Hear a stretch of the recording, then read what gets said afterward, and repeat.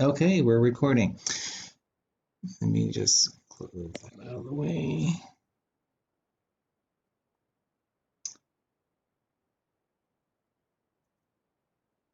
Okay, I'm sorry. I keep getting. I'm gonna have to turn my.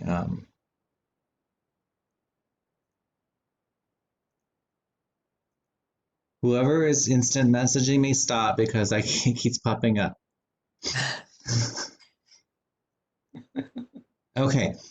All right. Thank you very much, people, for attending this webinar on academic resiliency while we manage the COVID crisis and staying at home and all those things such as shelter in place and figuring out how to move your face-to-face classroom to an online environment. And for many of you, that is a new concept for you, and it's probably very stressful, just adding to the stress of COVID. So today, that's why we have invited, as a district, to have you speak, or I'm sorry, to have Dr. Aubrey, as well as Dr. Breisig speak to you guys about how you can manage that stress during this very difficult time. Just brief introductions and bios on each of our guests today. Dr. Thomas Aubrey is the Director of Behavioral Health Sciences and a professor at Glendale Community College. He is also adjunct professor at Northern Arizona University in Flagstaff. Dr. Aubrey has a master's degree in marriage and family therapy. He obtained his doctorate in behavioral health, integrated behavioral medicine from Arizona State University, and is currently working on a second doctorate in cognitive psychology. A little editorial, as if one doctorate wasn't difficult enough, he's going to do a second one. So, Dr. Lynn Michi Breisig, did I say that name correctly? I think. Good job. Okay, is faculty member and counselor at Glendale Community College. Dr. Breisig has been a counselor for more than 30 years and has taught and counseled in community colleges, universities, and a small women's college. She is committed to facilitating several growth and goal achievements, as well as resilience in individuals and communities. In addition to her many years in higher education, Lynn has also served 2 years as the program director at the Cancer Support Community of Arizona. Her passions include helping people in transition, spending time with friends and family, cooking, running, hiking, walking, and enjoying the great outdoors. Her motto comes from the 12th century mystic Hildegard of Bingen. I'm not sure, sorry. All shall be well. And my apologies, I'm going to go back to Dr. Aubrey's bio. I skipped a whole entire paragraph between the two introductions. So just one briefly to go back to cover that. Dr. Aubrey is also the author of the textbook, The Resilient Learner, Thriving and Succeeding in College, and co-author of several other textbooks. Dr. Aubrey has more than 15 years of diverse experience in behavioral health care, including trauma treatment, crisis stabilization, marital counseling, career and academic counseling, and integrated behavioral medicine for the treatment of comorbid behavioral and medical conditions. Welcome both of our guests today to talk to you about academic resiliency. I will now turn the session over to both of our guests, and they will proceed with their program. Thank you. Thank you, George, for the introduction.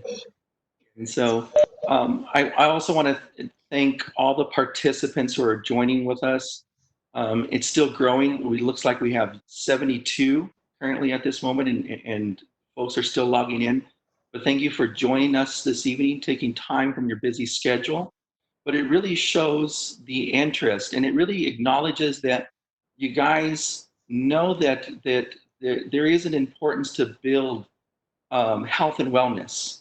And when we say health and wellness, this includes building good mental health. And that's an element, unfortunately, that's forgotten, particularly in higher education. We forget that mental health is the key cornerstone, is the foundation to success. Because without good mental health, it's really challenging, or your health, physical health, starts to deteriorate. But it's also challenging to become successful without good mental health. Because without good mental health, It's hard to attend classes, to participate in classes, to do homework assignments. It makes it very challenging to persist and become successful and graduate at the community college, at the university, or even in high school, for that matter. Without good mental health, it becomes challenging to become successful in work. Without good mental health, it is an uphill battle with relationships. It's exhausting in relationships without good mental health. So you can see mental health is really the key cornerstone for success in all areas of life. And how do we build mental health? Really, that's what Dr. Bryzik and myself are going to talk about, is building psychological and emotional resiliency. And particularly, how do we manage our stress during this COVID-19 pandemic? So we'll talk about how do we then build good mental health? How do we develop those resiliency to maintain good mental health so we can become successful despite adversity, despite setbacks? And it's quite interesting. If you take a look at the first slide, a good friend of mine sent me this quote from Tupac. And I won't read it for you, just some of you have already probably read it, but if you take a quick glance at it, and it really speaks to what academic resiliency or just psychological and emotional resiliency represents. So Tupac was very poetic in this sense. I don't know exactly what he meant by the details, but for me, when it talks about damaged petals, my thought, the first thing that comes to mind is all the past painful experiences that we go through in our life, and we bring those experiences into the current moment, and it starts intruding into the present moment and impacting our ability to become successful.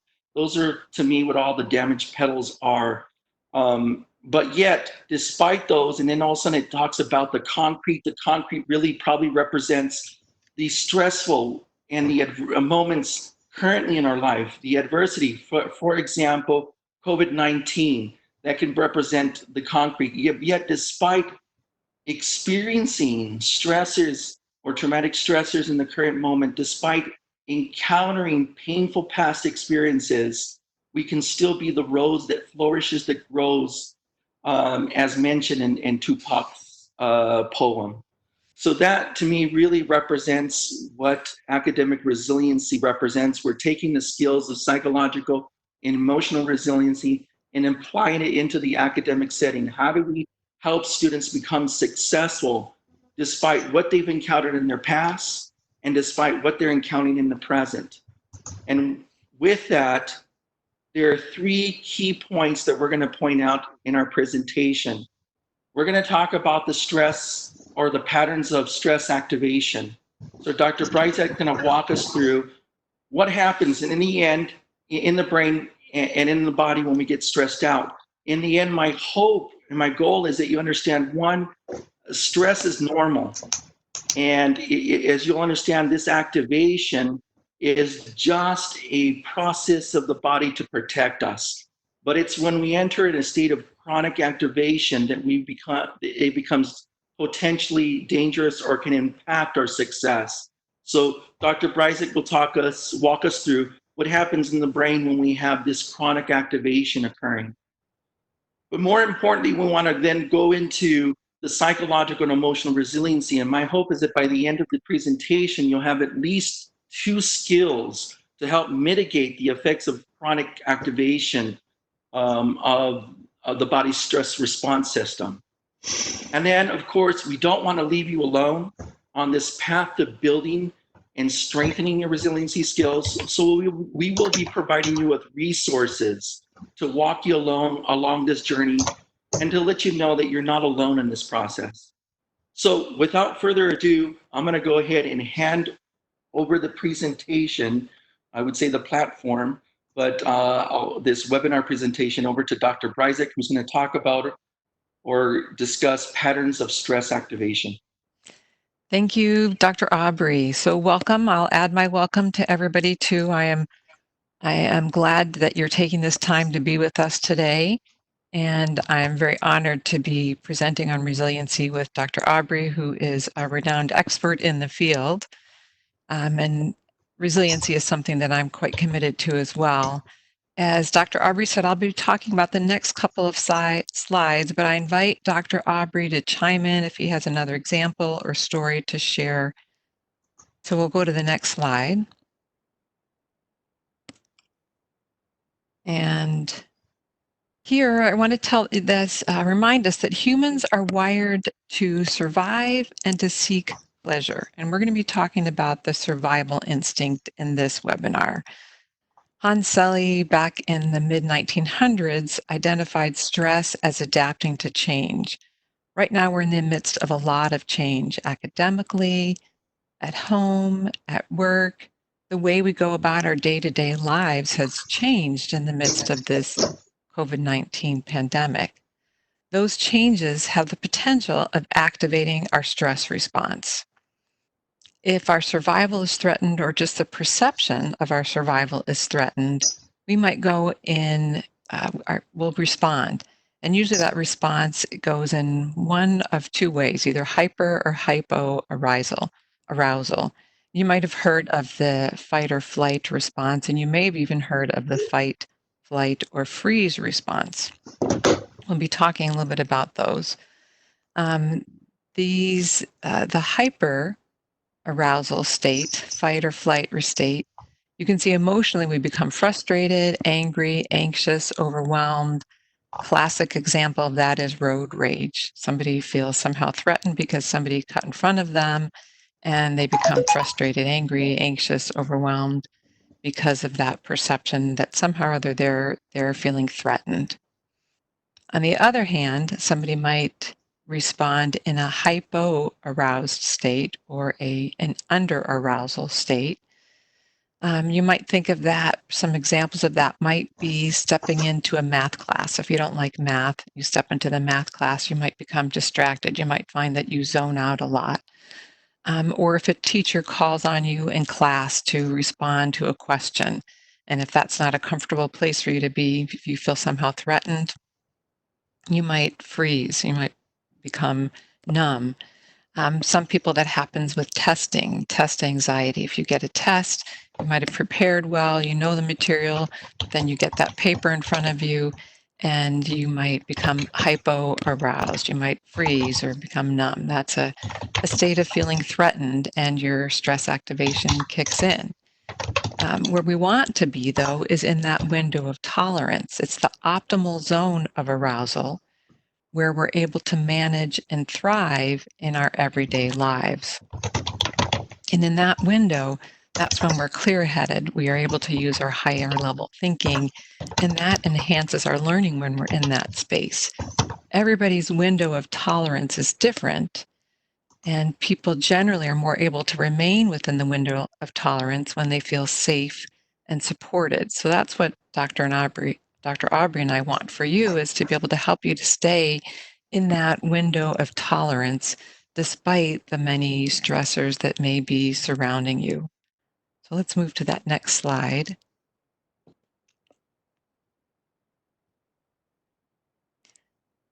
I'm trying to do that on my home computer too, so that I can see my notes. Okay. So we'd like to hear from you by having you write into the chat, what are some of your stress activators? And you can also add, if you want to, if you go, which direction you go, to the fight or the freeze direction. So please go ahead and write in the chat.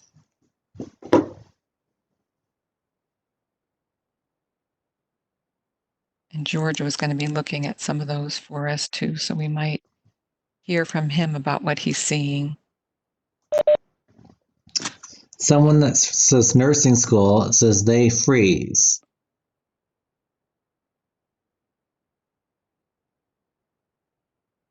That's all I have right now for a response. Okay, so we'll let you just think about those a bit, and then we'll move to the next slide. And here we're going to look at that stress activation, especially with the chronic stress that Dr. Aubrey mentioned before, and that we're really pretty much in the midst of now. With chronic stress activation, our thinking starts to deteriorate. So, starting from the right in that neocortex step, that's where we're in that window of tolerance. That's where we do our best thinking. We're able to do abstract thinking. We're able to reflect on where we are now, what's happened in the past, future possibilities. We're able to do critical thinking in that place, think about pros and cons. That's what happens when we are in that window of tolerance. As stress drags on and we remain in that space, then our thinking deteriorates, it degrades. We move into the limbic system part of the brain where we might do more concrete or emotional thinking. In that place, you might be in this stress that you're in, you might find yourself crying more, just being very emotional as you encounter something that maybe in your class and you're trying to get into Canvas and you haven't been doing Canvas before, you're trying to get into an assignment and it's not working and you cry.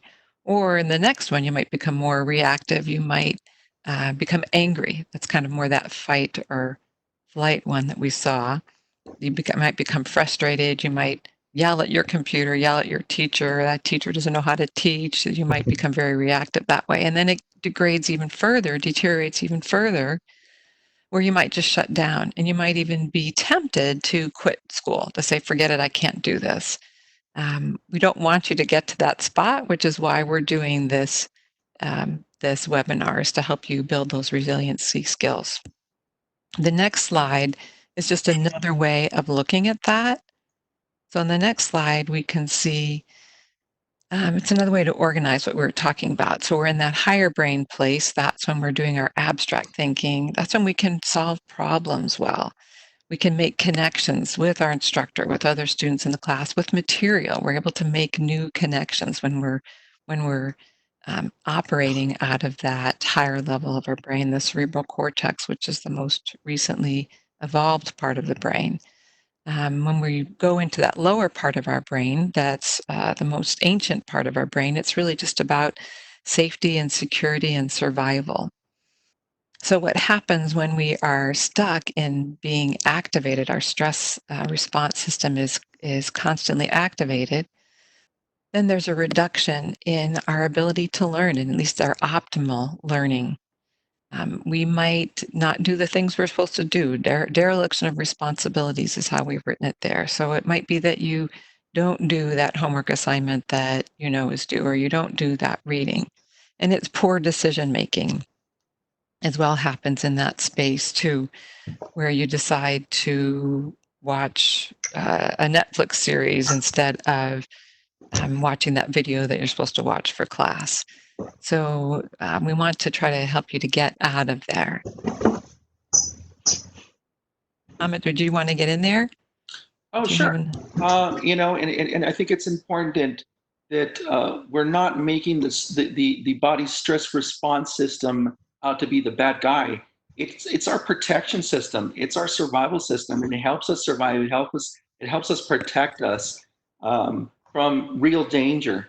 But it becomes strengthened, and we'll talk a little bit about that later on. But we strengthen it in moments that we don't need it to be activated.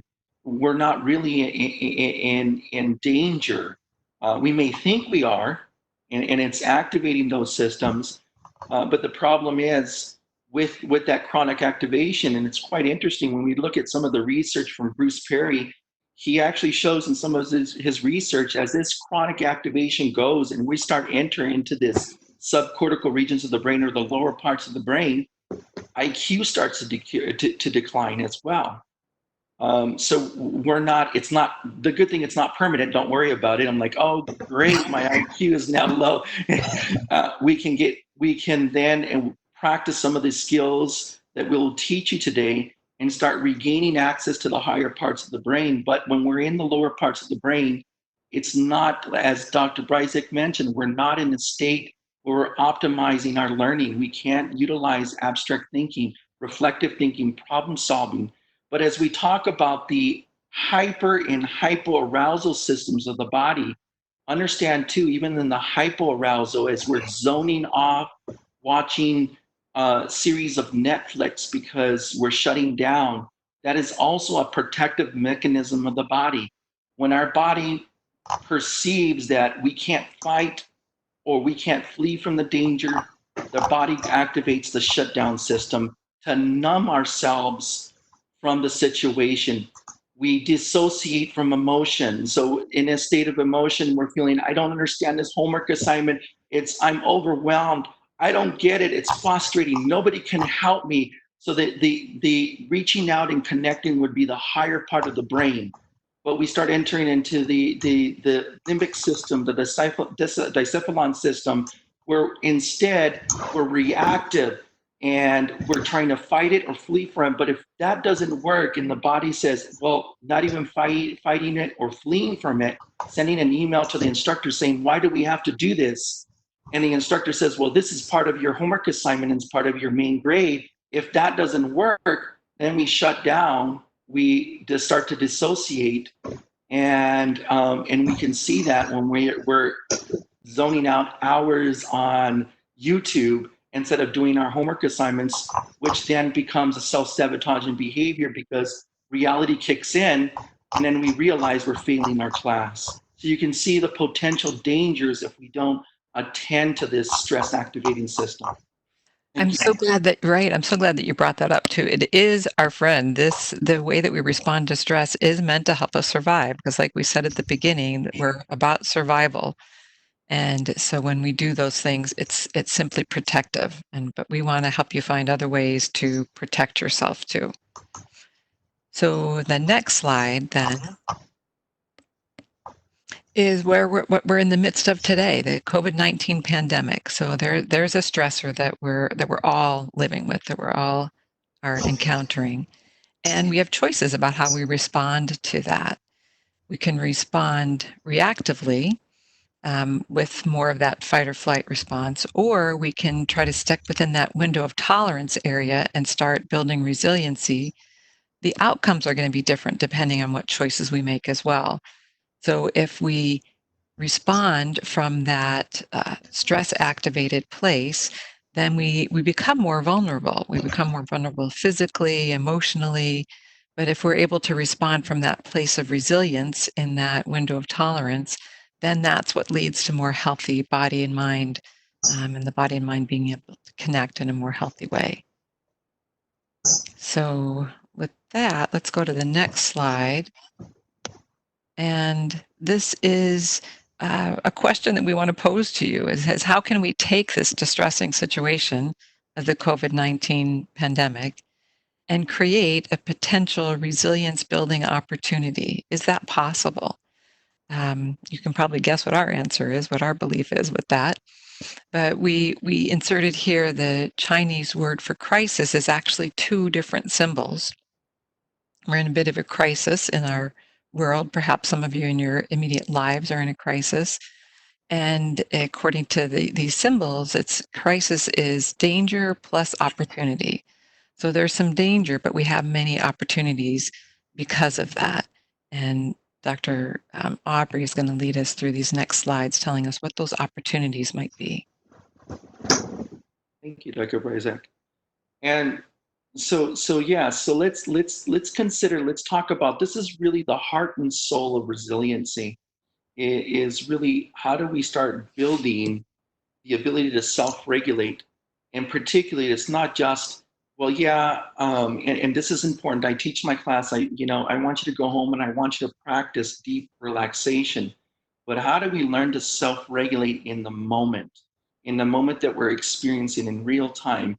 And we'll talk about the power of doing that in real time, more than so than the best analogy that I can describe on how it just enhances the potential of building psychological and emotional resiliency. If anybody's trained their dog or their puppy to use a puppy pad, if I were to, if my dog, who's actually, his name is Fluffy, if Fluffy were to use the puppy pad as I expected, and I give him a treat immediately, I reinforce that behavior.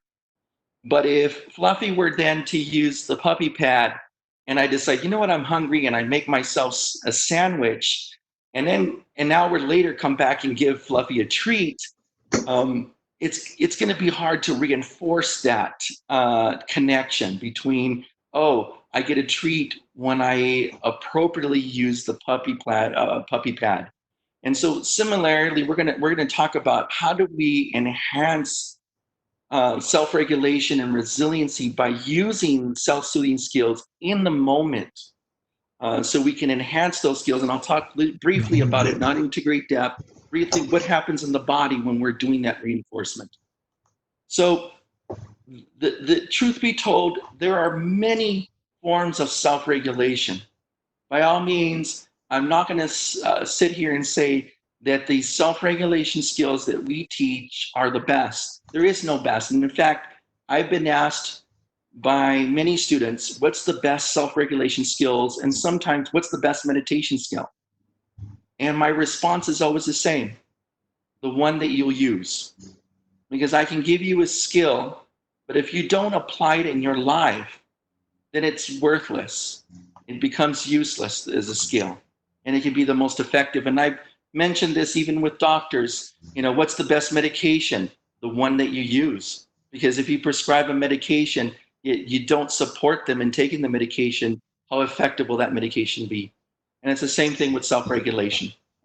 So you can see a list here. I'm not going to go into great depth. We'll talk about in the end, because we do have a course that goes into depth about deep relaxation skills, because I think those are important. But I try to focus, I'll give you a second to go through some of if you're writing down, taking notes. I think, and I believe, tell me wrong if I'm wrong, George, this slide is available to everyone. So don't worry if you don't catch everything here. Yes, the slide will be available. Perfect. So the slide is available, so you don't have to write down every single word on the slide. So those are some of the things that you can utilize to self-regulate. But before I get into teaching you one particular skill to self-regulate in the moment that you're stressed out, in the moment that you're experiencing a trigger. What I mean by trigger, I mean the event or situation that takes you out of your window of tolerance that Dr. Bryzek spoke about earlier. But let me turn my attention to you guys. Tell me what you use, what methods you use that have been effective methods of self-regulation or self-soothing. In other words, how do you relax your body? It may be some interesting feedback that I might not have considered, or some of those who are listening may want to utilize. So what is it that you use to relax your body? Don't be shy. Okay, I was speaking and I forgot to unmute. I'm sorry. Some of the people have said they take a long shower or they do some deep breathing exercises. I haven't heard the long shower. I heard the long bath. The long shower is a good one. And just going back briefly about the fight or flight response that you asked earlier, some people have said that if they have too many things to do, they will freeze. Public speaking is a challenge in their life also. Something that stresses them out is math class. They find it hard to concentrate and do their homework because there are distractions at home. Those are amazing ones. Those are good ones. I mean, it is, and it's really, and being compassionate with those that have mentioned that those are some of my triggers that get me out of that window of tolerance and into one area or the other. Because what may be stressful for me may not be stressful for you. Right. And everybody has a different window of tolerance. Similar responses that have come in. I read a novel. They go to sleep. They listen to music. They go for a walk, or sometimes they eat. They participate in yoga. I saw somebody that plays with their dog. Somebody else said, I like the way the rain feels. Oh, or a long massage pad to lay on. So it sounds like we can just end this webinar because you guys have the skills to self-regulate. Joking. So you guys have amazing skills, and by all means, I want you to continue those skills and continue practicing those skills, because the more you practice those skills, we still have some comments coming in, but the more we practice those skills, we start building our resiliency, both our psychological resilience and our emotional resiliency, to stay within the window of tolerance as we encounter, whether it may be setbacks in life, whether it may maybe be adversity. We start building our tolerance and our resiliency to walk through these situations, to, as Tupac mentioned in his poem, to flourish, to grow as a rose in these situations. So continue building or practicing these skills. But I like to discuss one particular skill, and I'll mention why. This is only one of many skills that we teach, and would have dubbed this or called this as acute regulation. This is just one of many acute regulation skills that we teach. And basically in this skill, what we call is the body scan. My good colleague, Dr. Gentry, calls it the wet noodle. And it's a simple skill. We can scan our body, and we can do that head to toe or toe to head. It doesn't really matter, whatever works best for you. And it only takes a matter of a couple of seconds to scan your body. So I'd like you to do that now. I'd like you to do, and you can close your eyes if you like, but the cool thing with this exercise is you don't have to close your eyes. It's not as intrusive as some of the deep relaxation skills. And all I'd like you to do is just take a notice and be present in the moment with your body, and just notice any tensed muscles that you may have. Like I said, you can start from your head. Notice any tension in the facial muscles, and just loosen those muscles. Relax them. You're the one squeezing those muscles, so you can unsqueeze those muscles. And continue going down your body. You go to your neck, your shoulders. Notice any tension. Just release that tension. Dropping the shoulders as you relax the muscles in the shoulders and the chest, the abdomen. The pelvis area is a particularly important area to focus on, because it's one area where the vagus nerve runs through. It's one of the only areas, if you learn to relax the entire pelvis area, you'll have a systemic relaxation of the body. So notice relaxing the posterior and the frontal areas of that pelvis, of your pelvis area. If you can relax it enough, you'll notice that even your shoulders start to relax. Lamaze therapy utilizes that technique of relaxing that area for those that are taking some of the skills during pregnancy. And then going down to the thighs, shin, and ankles and feet, and noticing every single tensed muscle and just loosening them. And of course, that took a little bit more than 5 seconds because I was walking you through that exercise. But you can do this exercise, like I said, with your eyes open in a matter of 5 seconds. It's not deep relaxation, but it's enough relaxation to activate a relaxation response of the body. And what we're doing when we're activating a relaxation response of the body, in behavioral science, we call this bottom-up regulation. We're using our body to regulate our mind and our brain. So if I can relax my body, relax the muscles, what happens in the body is the autonomic nervous system becomes relaxed. The parasympathetic nervous system becomes activated. And it can only do that when I'm in a state of safety.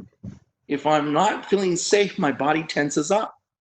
And that tension of the body is to protect myself. I need to tighten my fist to fight somebody off. But I can relax when I'm in a state where I don't need to fight, I don't need to flight, I don't need to freeze. I can relax my body, regain access to the neocortical parts of my brain, and as Dr. Bryzik mentioned, then I can gain access to optimal learning in class. But I can only do this in a state of sense of safety. So basically what we're doing to our body is we're tricking our body that we're in a state of safety by relaxing our body so it can activate the parasympathetic nervous system. And we want to do this, and this is the key element of self-regulation. Not only practice this hours after being, as Dr. Bryzik said, one of the classical scenarios of that fight or flight response is that you're stuck in traffic. You don't want to just practice it after you're done, after you've, gotten home. And yes, you do want to practice it there, but you also want to practice it in that precise moment. Because it's in that moment when we're stuck in traffic, it's in that moment when we have an important exam.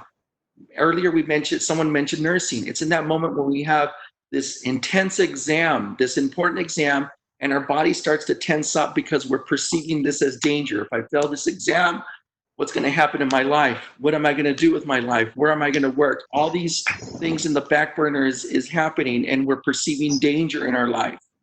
And our body starts reacting as that to protect ourselves. But what's happening is we're strengthening, because that activation of that fight or flight response is known as the sympathetic nervous system. And as we encounter that trigger, whether it's that quiz, that exam, or just thinking about passing an exam to get into nursing school that's triggering us, we start strengthening that neural paths, that neural system, that neural system between the sympathetic nervous system and that trigger.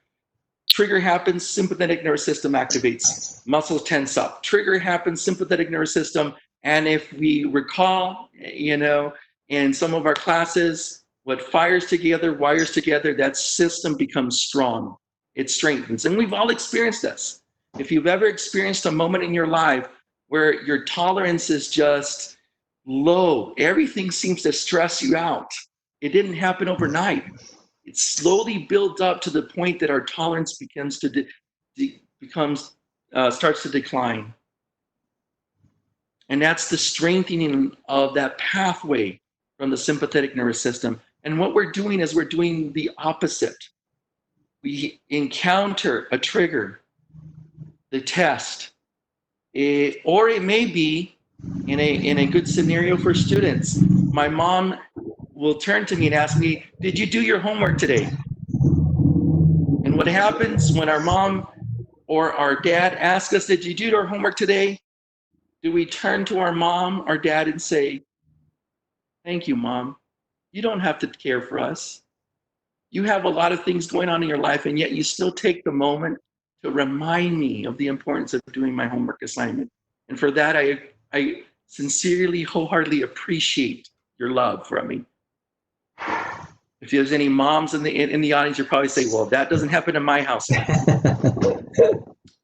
But that's because in that moment, we perceive it as danger. And our body reacts and we enter into this fight or flee response. That's why I mentioned earlier, we don't have good mental health, relationships become an upward battle to manage. Because we need good mental health and a self-regulation component. We can be taught all the communication skills in the world. But if we don't have good mental health, we can't apply those communication skills when we need them. So it's in that moment of opportunity, and that's what we're going back to what Dr. Bryzik mentioned. Can we take in a moment of opportunity, a moment of crisis, and utilize it to our advantage? And the answer is yes, because this is in a moment that we can start practicing self-regulation. And instead of we having a crisis situation or we have these triggers going on, watching the news, watching the media, and now we're triggered emotionally, So then our sympathetic nervous system is activated, and we continue doing this, and we're strengthening that system. What we're asking you to do is practice the opposite. As we're watching the media, we're relaxing our bodies and we're activating the parasympathetic nervous system. And guess what? Here's what's going to happen. Any triggers in the past, they start to become less activating. You start to dissociate, desensitize from those triggers. Is this really what happens? Let me give you one experience of one of my BHS students who actually took her BHS 150, which has it's a college, we implemented college success curriculum into that with the resiliency. And so she's currently taking the class, and she had mentioned, and this is not the first time that this happened. I have another example of somebody who took BHS 155 and was using the same skills to do this, but she had failed her math class. And what happens is she enters a state of hypoarousal. When she gets a quiz in class, she freezes. And she says she winds up by the end of the class period submitting a test with only one or two answers, if that. Sometimes she submits a quiz with nothing. So she fails her class because of that. When it comes to the final exam, her mind goes blank. And she's not able through the entire class to even answer some of the simple questions, which after the quiz, she takes a look at and she's like, I could have answered that. And so what I've asked her to do is to practice sorry, I got distracted. I saw some comments. Thank you. Continue mentioning the comments. George will mention them in a bit. But I asked her to go ahead and every time you go into class, do the body scan. Relax your body, because when you're in class, my guess is, and she said that's the case, you have tense muscles. So which means that your body's being triggered. You're fighting a potential threat that you're perceiving in the environment. So that's what she did. Every single day she had classes on, she has actually this one in the past that did that, she had classes on Tuesdays and Thursdays, and the one currently, well, she had classes on Monday, Wednesday, and Friday. Now she's going online. But every day in class, she was regulating, doing the self-regulation of relaxing the body throughout the entire class. Now, a couple of sessions of doing that during the class, didn't do much. She came back and reported, well, I'm still tensed during class. And I can tell her continue doing that. Well, guess what? She had a recent quiz before everything occurred with the COVID-19. And she came back and reported, I was able to get through the quiz and answer most of the questions. So she started desensitizing from that trigger of quizzes by practicing. It didn't happen overnight, because what we're doing is rewriting the wiring in the or restructuring the wiring in the brain, and that takes some time. But it was through a simple technique. So please, I employ. Don't set this aside as this is a simple technique. It's a powerful skill. It's a skill that many psychotherapists use with individuals that have fear of heights. Now, the caveat is I'm not going to ask you, and please, I emphasize, don't go out and pick some triggers that are that get you highly reactive, because like training, for example, if you want to run long distance, I'm not going to ask you to run if you never ran 5 miles. And you don't want to do the same thing, because I don't want you to feel the pain while you're doing this. And that could be painful if we're picking these traumatic incidents that happened to us in the past and try to desensitize to that. And you shouldn't be doing that without the help of a counselor anyway. So, but select some mild stressors.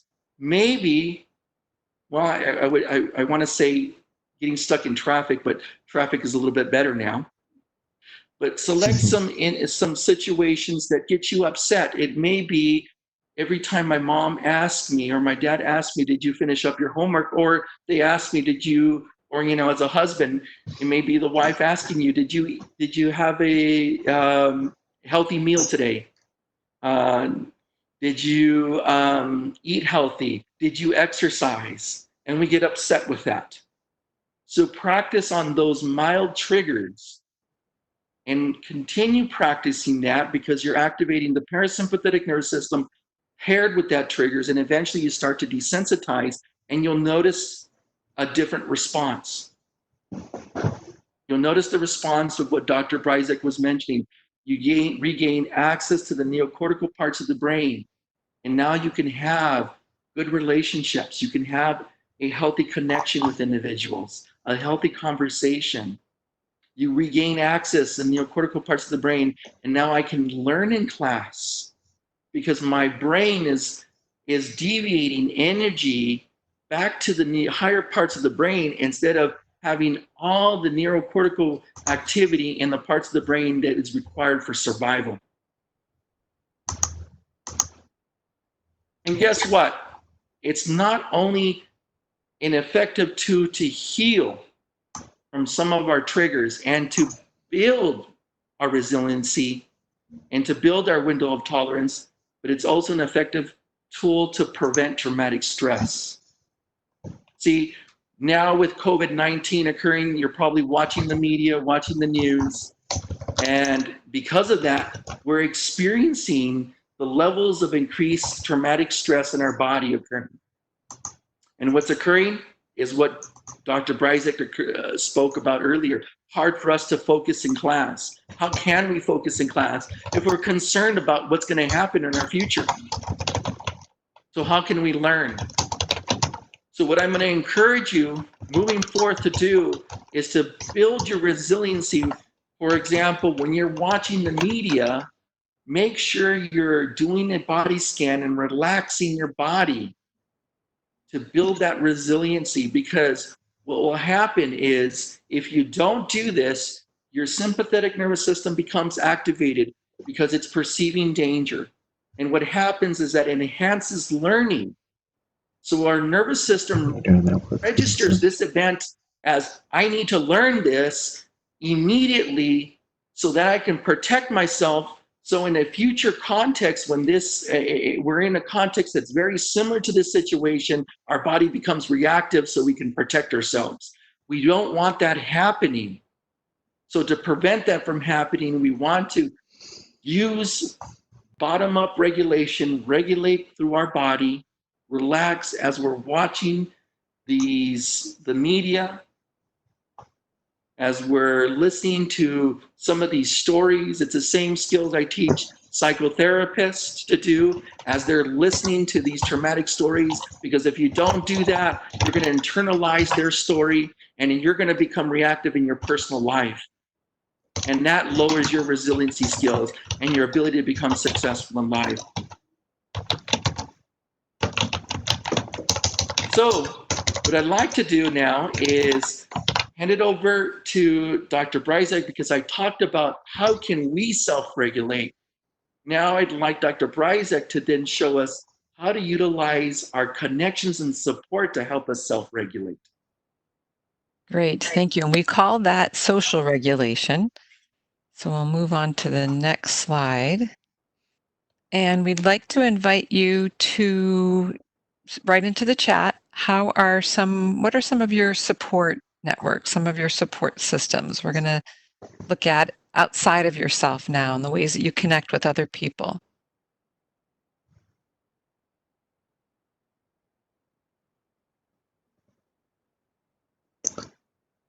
We have friends One up response there. came in. It says family, Okay, great. husband and friends, co-workers, church and family. Great. I just saw classmates Yes, too. classmates Zooming. We'd like to think that instructors could be part of your support system too. And if you're having any trouble, though it looks like we're getting quite a bit, but if you're having some trouble thinking about right now who's in your support system, now that we're in this kind of new normal, think pre-COVID-19 and other supports that you had at that time. Or we got someone that says instructors. Oh, good. Good. Club members, I guess they said if they belong to a club, some of those club members can be their support system. Neighbors can be a good support system. Relatives, a boss, coworker. Wonderful. So we've got quite a bit we can choose from. A lot of you came up with some, and as Dr. Aubrey said with the self-regulation, we want you to keep using those. We want to talk a little bit about, on this next slide, want to talk about how you can, what's the best way to create that social support system. And what we want that to be is, we do this because connection and support builds resilience. And that connection isn't just any kind of connection. It needs to be a connection where you feel safe. As Dr. Aubrey's been saying, that safety is key. If we don't feel safe, then we're in that lower parts of the brain about survival. When we feel safe, we can get to the higher parts of our brain. So we want you to be able to create kind of sanctuaries, communities of support. Maybe people with whom you have a good vibe, that you share a good vibe. And if you find somebody like that, you might even want to invite them to be part of your support system and work that out together. Consider your own personality too and what you find supportive. What Dr. Aubrey found supportive in his community might not be the same thing that I find supportive. So think about your own personality and build the support that works for you. For me, I'll give you an example. For me, in July of 2018, I was diagnosed with cancer, and it came as a shock. I didn't expect that, even though both of my sisters have had the same kind of cancer. I was always thought of as the healthy one because I eat well and I exercise and I regulate my emotions pretty well. So when I got that diagnosis, I was startled, surprised, and knew I needed to figure out how I could best manage that kind of crisis. What opportunities did I have in that crisis? And since I've been 10 years old, I've been keeping a diary. And that has just progressed into a journal as I've gotten older. And I considered ways to find a support system for myself during that time of my life. I thought about joining a support group. As George mentioned in the introduction, I used to work at the cancer support community where we offered free support groups to people. And because I was so close to that, I decided I didn't necessarily want to join an in-person support group. I wasn't sure if I could make the commitment of going once a week. There's another platform that I knew about called Caring Bridge, which is a blog, people that are dealing with some kind of illness or situation, acute situation, can get in there and journal, tell people how they're doing. You can open that up to readers with an invitation. And for me, that was the way that I chose to create my own sanctuary, my community of support. And I used that to share my story, to share the trauma that I was experiencing. And it was a very healing, engagement for me. I am more on the introverted side, so I like to write things out before I speak things. And sometimes I prefer to just write, or I prefer to be in smaller groups of people.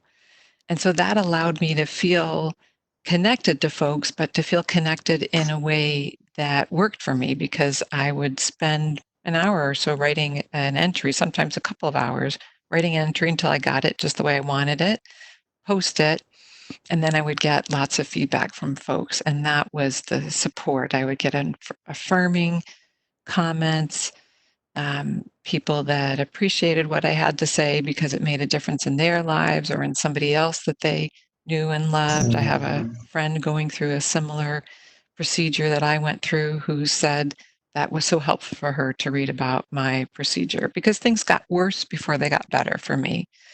And that support system really worked. So find what works for you and coach others in the way that they can be most supportive to you. I liked that system because I didn't have people calling me all the time and checking in. They were able to check on Caring Bridge. So sometimes you have to Well, actually, I wanted to tell you about a support system that you might want to use too as students. Dr. Summer Cheerland over at South Mountain Community College has created a blog, Teaching and Learning in the COVID-19 Era. So you might have seen emails about that. If you think that you like to write and that's a way of you gaining support, I encourage you to check that out. You can add to it if you want, or you can just read others' posts. So that might be a way.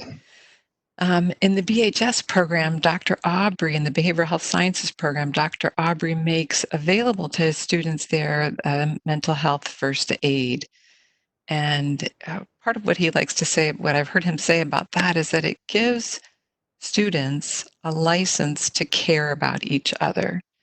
So that might be another way um, to engage in some support. Do some training for yourself and then get involved in it that way. We want people to be in the emotional space that they need to be in to be able to support us. So again, we might have to train people on how to do that, because you want them to be emotionally regulated in order to give you the support that you need to be able to regulate your stress as well.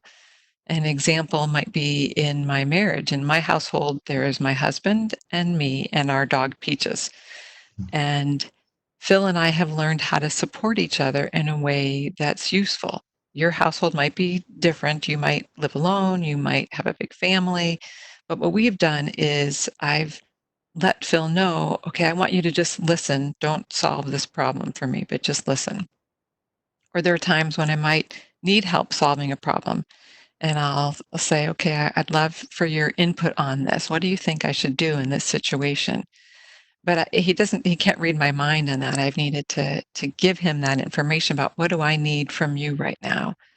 So we encourage you with your social, as you're developing your community of support and using social support to help regulate your stress, to create the system that works for you, to listen to your own self, your body, what you need, and then to train the people to help them give you what you need.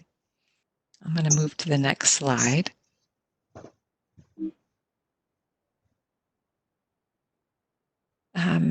So we invite you now, in this reality that we're in right now, this COVID-19 reality, we probably need to be a little bit more creative about how we're developing, or even perhaps recreating our support system. Video chat, phone, texting. Someone had talked about Zoom before. This way of delivering this webinar isn't something that I would have done before. So we're finding new ways to be able to check in with each other, to connect with each other. As students, please connect with your faculty through Canvas. I think most faculty are using Canvas. So connect with them in that way. Even if they haven't asked a question, just say, hi, I'm here. Let them know that you're there. Build those connections.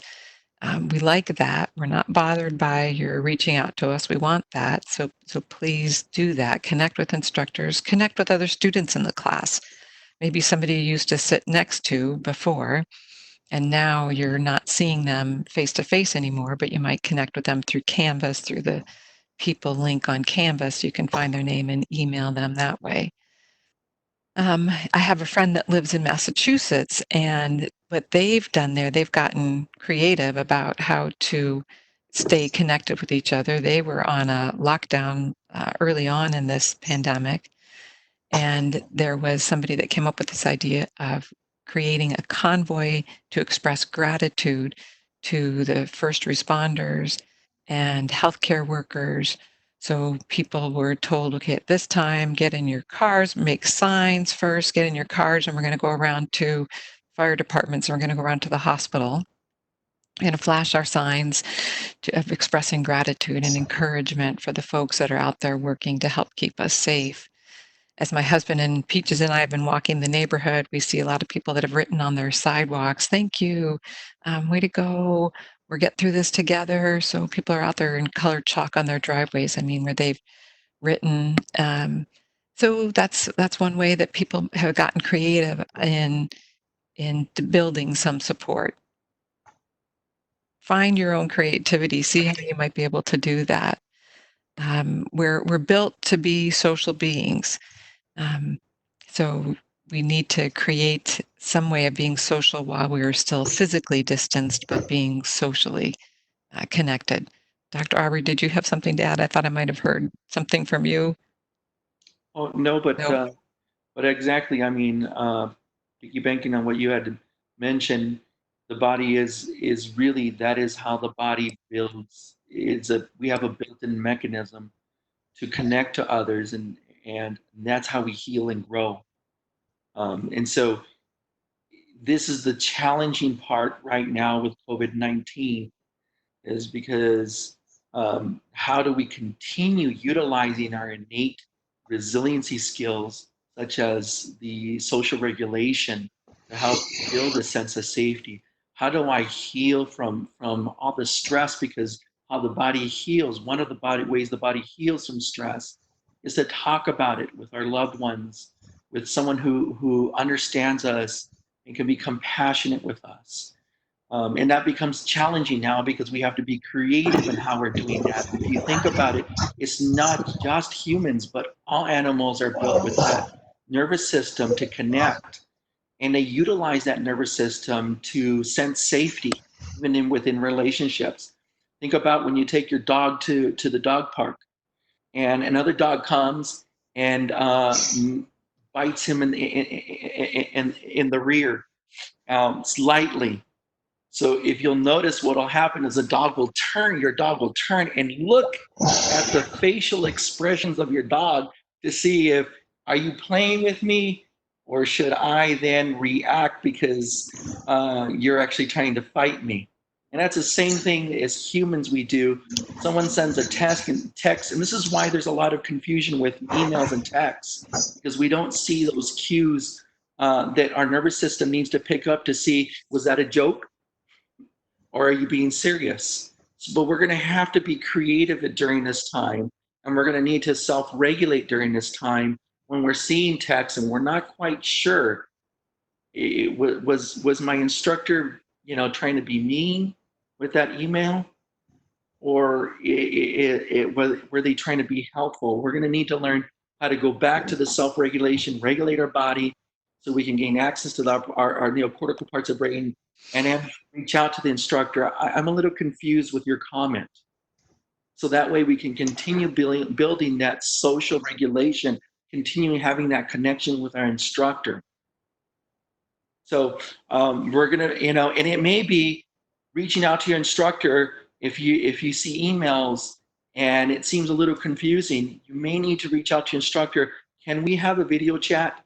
Because it's important for me to see some facial expressions to understand what you're trying to say to me.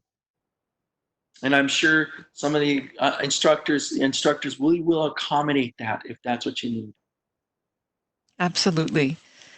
Absolutely. I have been videoing with my students, calling them, and it's so helpful to be able to have that real-time conversation. I was teaching online anyways, so we weren't really impacted by any of these changes, but it just feels like a more stressful environment. So I've been reaching out to students in that way, making myself as available to them as I can, and I'm so grateful when they write to me and say, "Gosh, Professor Bryzak, I've having to work extra hours because my other family members aren't able to work, so I need to work in order to help support the family. So I can't get this assignment in right now. Is there any options that I have?" So please reach out. I wouldn't know about that situation if the student hadn't reached out to me. So that's the only way we know, is when you let us know. On the next slide, our last one of social regulation, just shows how important it is to add those things together, the people, and to maintain that relaxation in your body, as Dr. Aubrey was saying, while we're socially regulating, because that can lead to resolution of the stress, trauma that is created, and it can lead to sustained resiliency, something that we can continue to build on and carry into our future. We want it more than just right now. We want this to be carried into the future as well. So the next slide, we're just going to give you a little teaser. We've talked about two specific responses or two specific things that you might use to help build resiliency. And another one that's a third one that we're just going to mention a little bit because we couldn't help ourselves. We wanted to give you more. So it's this refueling, how to refuel our depleted resources, because in the midst of this, we can get worn down and we have fewer resources to be able to respond because we just have fewer outlets, fewer ways to connect. So it's really, really important to make sure that the basic tool that we're working with, our body, is healthy. So if we look at the next slide, we'll look at how to keep that body healthy with healthy eating. There's lots on the internet right now with people experimenting with different recipes, and I've had people sending me those email chains where share one of your favorite recipes with folks. So there's ways to do some of that research now on healthy eating, healthy activity, perhaps walking with your dog, or if you can't get outside, maybe you watch YouTube videos. There's lots of even short YouTube videos that you might watch on different kinds of exercise, including yoga. On our campus at GCC, we've had guided mindfulness meditation 4 days a week for the past 3, 4, maybe even 5 years. And we've been able to move that into the remote environment as well. So that's still happening 4 days a week, this remote mindfulness meditation. There's remote exercise classes that are being offered as well. So find ways to do that. Search it out, ask companions, ask instructors, write to George who's hosting this, or write to Dr. Aubrey or me, and we'll be happy to share with you what we know. We have other resources that were attached to the webinar invitation too. So allow yourself to be creative in here with sleep, and be gentle with yourself. It's really important to be gentle with yourself at this time. That tool, that basic tool that you've got, your body, is important to be treated well so that it will continue to allow you to do all the things that you're trying to do. That's what I have, and then I think I'm going to turn it over to Dr. Aubrey in case he wants to add to this, and then he's going to wrap us up with what other resources we have available for you. Now I'm going back a little bit to self-care and revitalization. Great. It is so essential. In a bit, I'll talk about the 6-point resiliency system that we train students in. But the sixth element is self-care and revitalization. And it's interesting because even counselors get confused about what self-care is. But self-care really is doing the things that, a lot of times we don't want to do.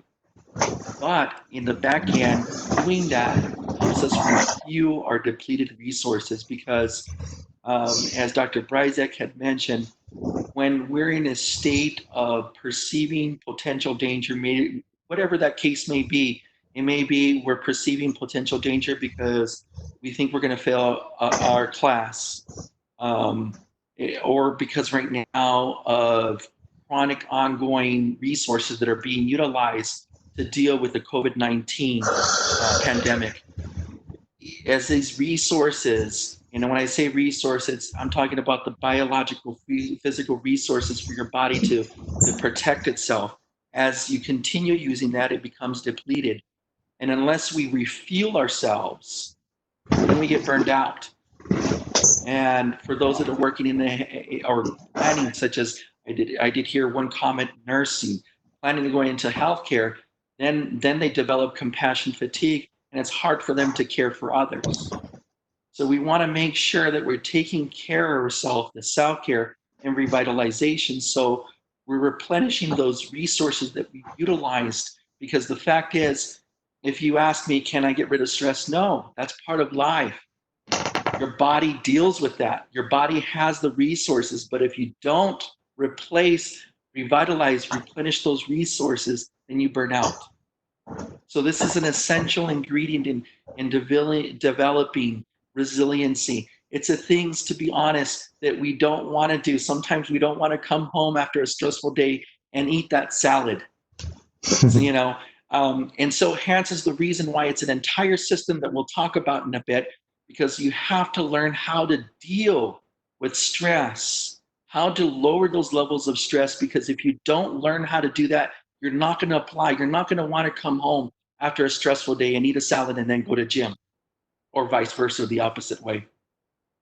Right? So we need to learn how to deal with what our bodies are reacting to, attend to the threats that we're experiencing in an environment, the stressors that we're experiencing in an environment, how to mitigate that so that the way we can come home and we can still have the energy. Well, not in this day and age right now, we can't go to the gym, but we can go to our home gym, as Dr. Bryzik had mentioned. We can look YouTube a couple of videos and then exercise at home, but we're not going to have the energy if we don't do all the required skills, the self-regulation skills, because we're not going to want to come home and then do that.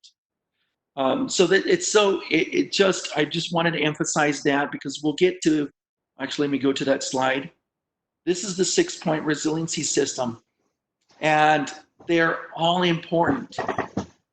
Because like I said, if I don't practice self-regulation throughout the entire day, then I'm expending a lot of resources, more resources than is needed, because my life is not in real danger. But I'm expending more resources because that's how my body's reacting to everyday stressors at work, at school, and in my home life. And because I'm expending those resources and I'm not regulating on an ongoing basis, when it gets to the end of self-care and revitalization, I don't have the energy to do the things that I need to refuel. I don't have the desire. I worked in trauma, crisis, and both in trauma for years. When I was on the crisis mobile team, and we were going to one case after another, talking about danger to self, danger to others, and there was times we didn't even have time to eat. Do you think I came home after a stressful day? At this time, I didn't have the skills of self-regulation. Do you think I came home desiring a salad after a stressful day? And so it's important, they go hand in hand, because if you don't practice one, it's hard to practice the other. That's why I emphasize, going back to the beginning of the conversation, the key cornerstone of health, even physical health, is mental health. Because if you don't have mental health, it's hard to apply physical health and become successful in all areas of your life.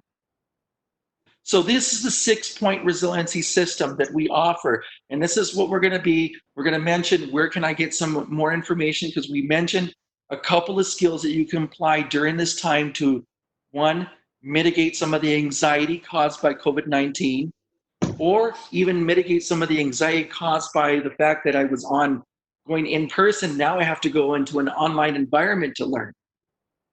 But you can continue building your resiliency through this 6-point resiliency system. Self-regulation we talked about, but there's many more tools of self-regulation, because it may be that you just don't like the body scan, but we have many other tools to teach you that may fit your needs better.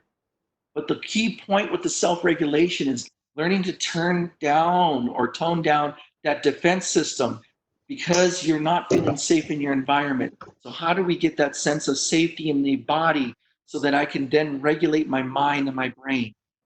And that really is the self-regulation component. The mental flexibility is really to change our perception, change how we view situations.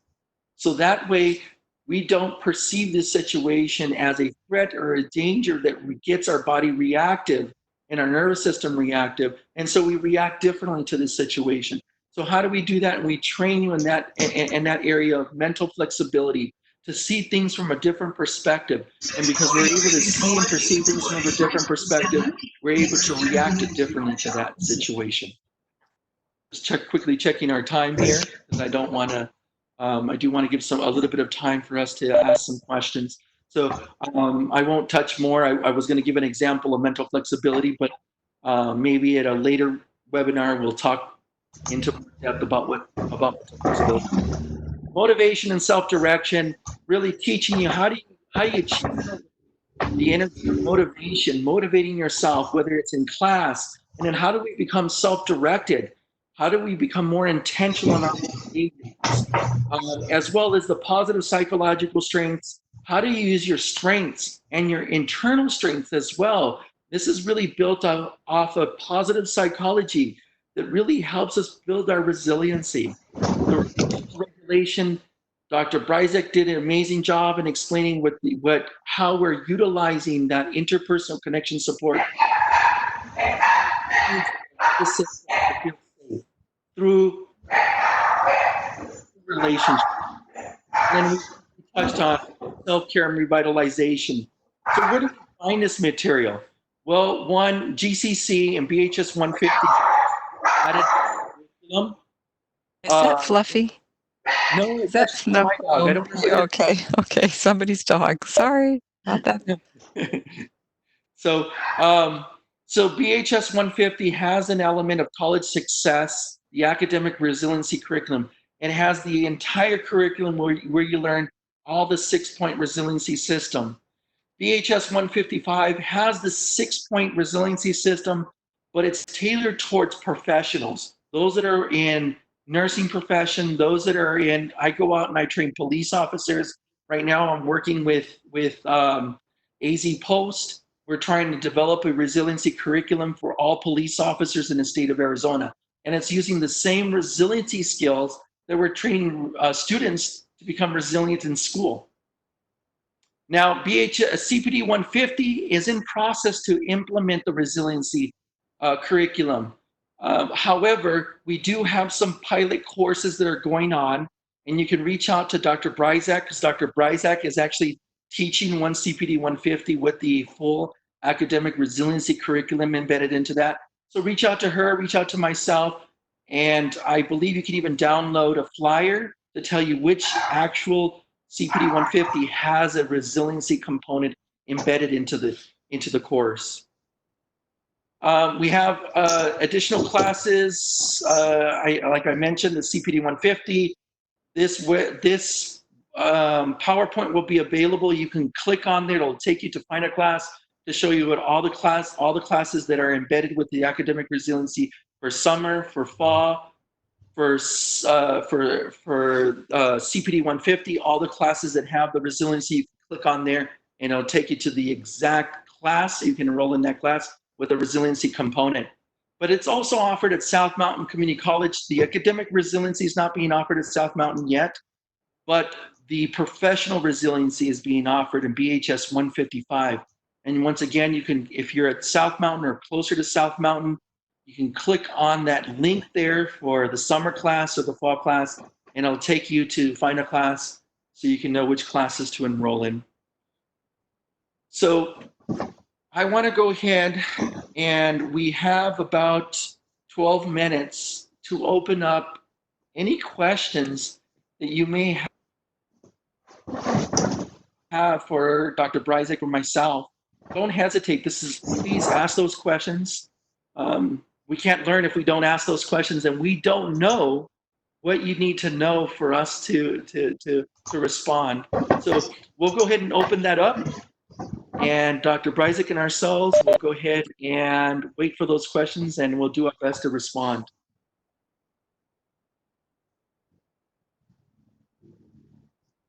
Okay.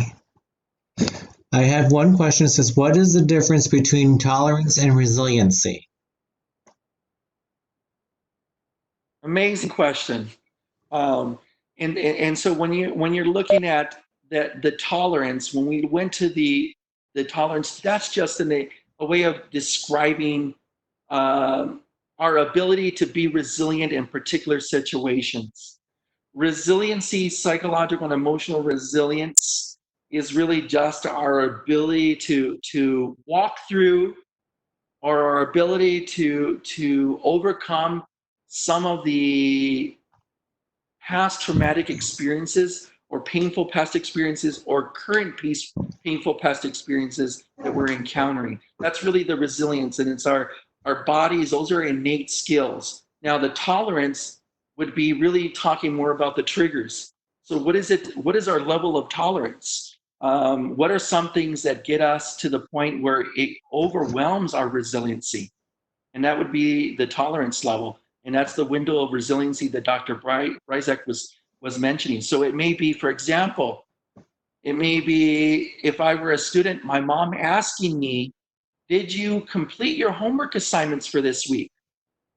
And my window of tolerance, it exceeds that window of tolerance because I can't deal with my mom asking me those questions because it feels like she's intruding in my personal life and impinging on my independence, or it's making me feel like I'm not good enough or I'm not smart enough to take care of my own life. So I perceive that comment as a threat. So it exceeds my window of tolerance and exceeds my, in many ways, how I'm describing it can be one of the same, but it exceeds my inner resources or my resiliency. And then I fall outside of that window and I become reactive because I'm hyper or hypo. I shut down and I just ignore my mom. Hopefully it explains it. Okay, the next question I have here is, do you have any advice on what fruits or veggies are good if you need to get your energy up? Ooh, I wish that I noticed that Louise So is one of our attendees. Love to have Louise be able to respond to that one. She might have some ideas. She's one of our fitness wellness faculty. But um, I don't know, Thomas, if you know that any better. But And my suggestion is, I would look online. well, and I would be cautious on where to look online. I would go to government agencies Hmm. and look at, and take a look at peer review articles to look, because there's so many, this is good for you, this is good for you, this is, and I think, at least in my book, The Resilient Learner, which is used for college success, I do a good job in just scouring the research of what are some peer review articles that show that this is effective. My focus more was not so much on building in the physical energy, but more on building the brain. So what are some really good fuel sources for learning and building and fueling your brain, so you can have the self-care and the revitalization of brain fuel. But my suggestion, and particularly because Dr. Bryzek and myself are not licensed nutritionists, don't want to go outside of our scope of competence. So And part of that, like Dr. Aubrey said before, too, is just finding out what works well for you, too. So, you'll read some things and there'll be a menu of things to choose from. Find the things that work well for you and then repeat.